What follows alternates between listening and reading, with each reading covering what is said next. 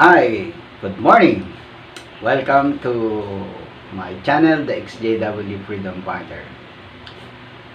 For this episode, or to begin with, I want to congratulate all the churches all over the world and especially here in the Philippines, because by this time it will be almost 6 months since they have resumed their church services and their respective places of worship. Yes, since the month of June of this year, the Philippine government has allowed the different religions existing here in the country to resume their church services, but strictly advise them to observe the government protocols in order for the virus or the COVID-19 not to spread because of those gatherings. So because of that, the different religions here in the Philippines has resumed their church services. But there is only one religion who did not resume until this day their attendance, their church attendance in their kingdom halls. Yes, it is the Jehovah's Witnesses, because I have mentioned the kingdom hall. That is what they call their house of worship. They call it kingdom hall. So to continue their gatherings, if we can call it that way, they resorted to continue it online, which they call the Zooming meetings.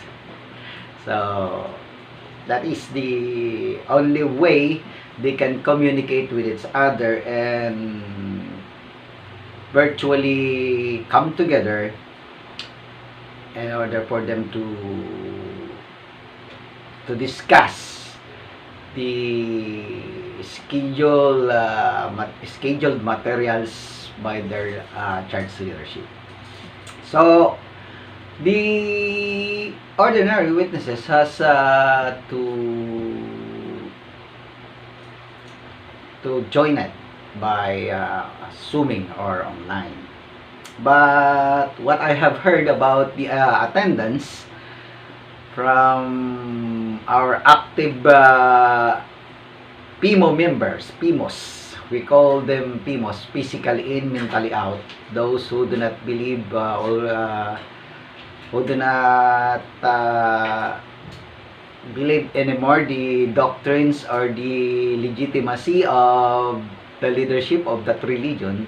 We call them PMO, but they still want to be recognized inside as an active member.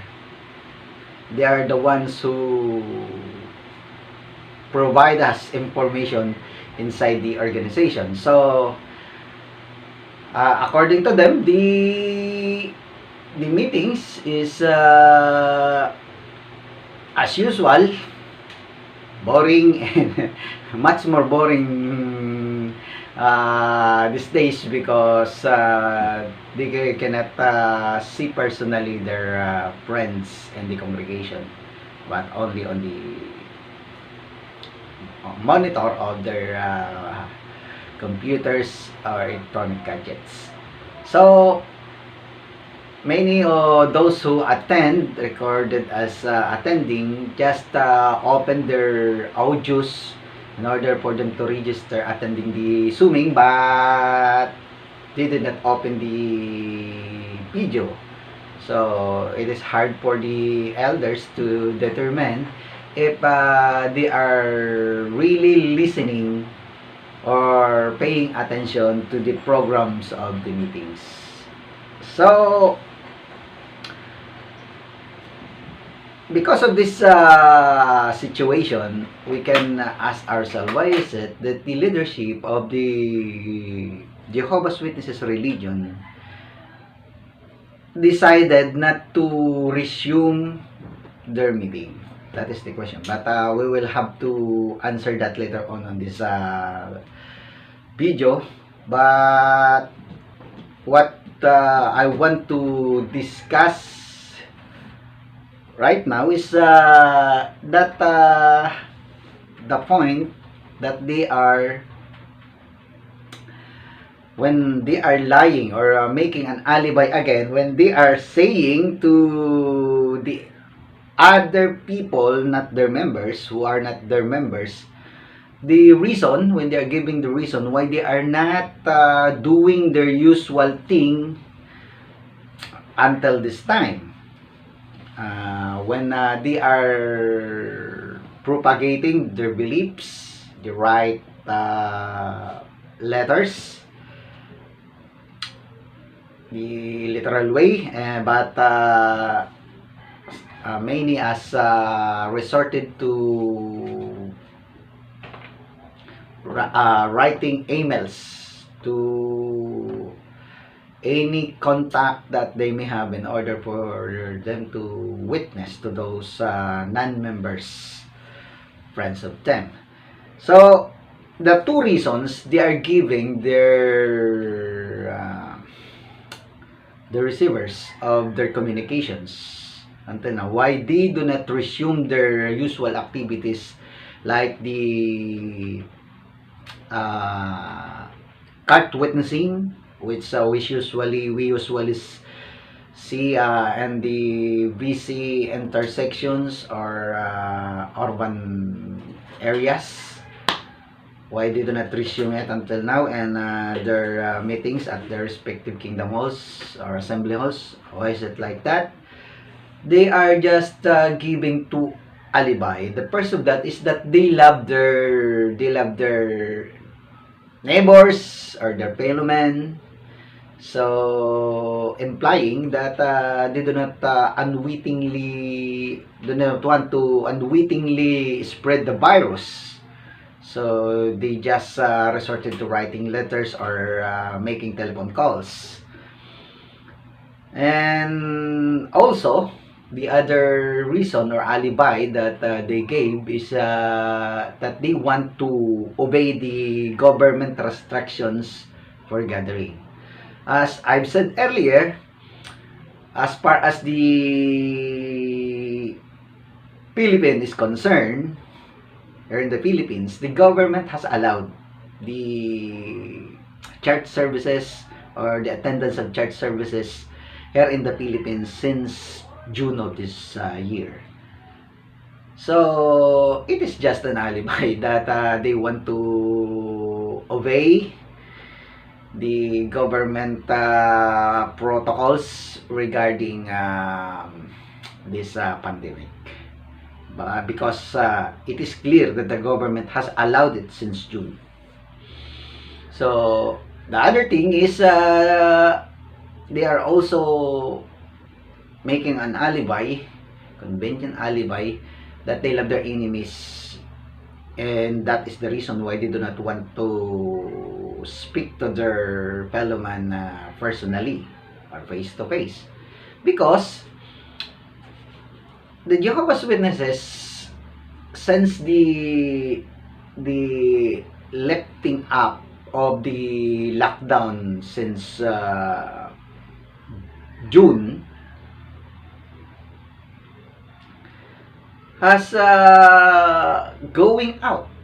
I mean, during the lockdown, as I've said in one of my videos, they are serving this fellowshipping and this association notification personally to their members, violating the lockdowns, and so they are doing their usual things. going to their appointment to their doctors for medical attentions, going to the malls or to the markets or to shops or in everywhere.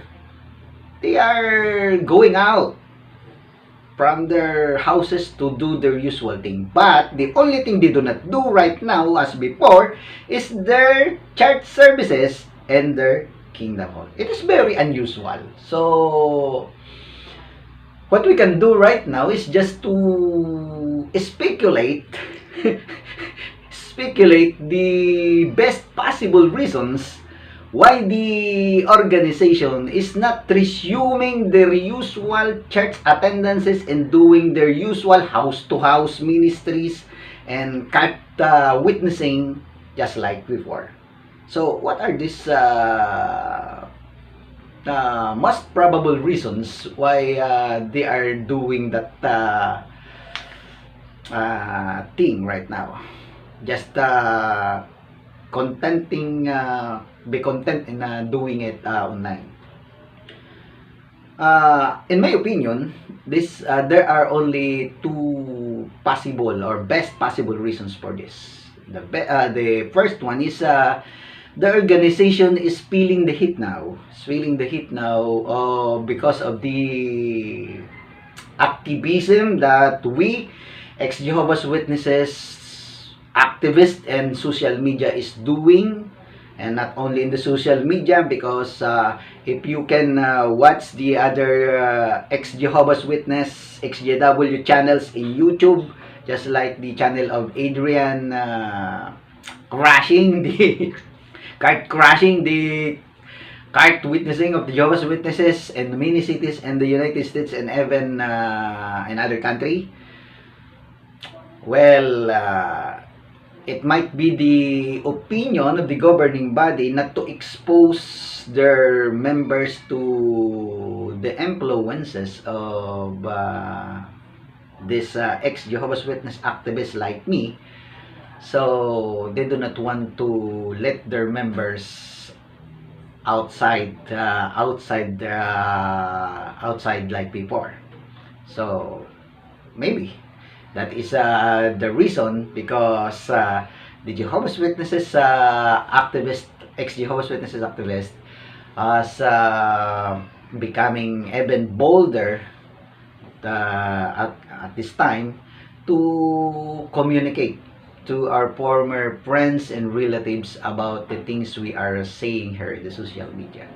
And another thing, why they do not, the governing body has decided not to resume the meetings at their respective kingdom halls or assembly halls, is that it will give them a convenient alibi to continue their standard operating procedure of selling their places of worship as they are doing it before the pandemic. So if they can conduct their meetings and the internet and became the virtual church or the church and the internet, what's the need? What's the need for there are many places of worship? So it might be the reason, as for my opinion, that they do not want to resume. The reason why they do not want to resume their services in the kingdom, they want a convenient and readily available alibi to sell more kingdom halls in the future, because they do not need it anymore, because anyway they can conduct their meeting online.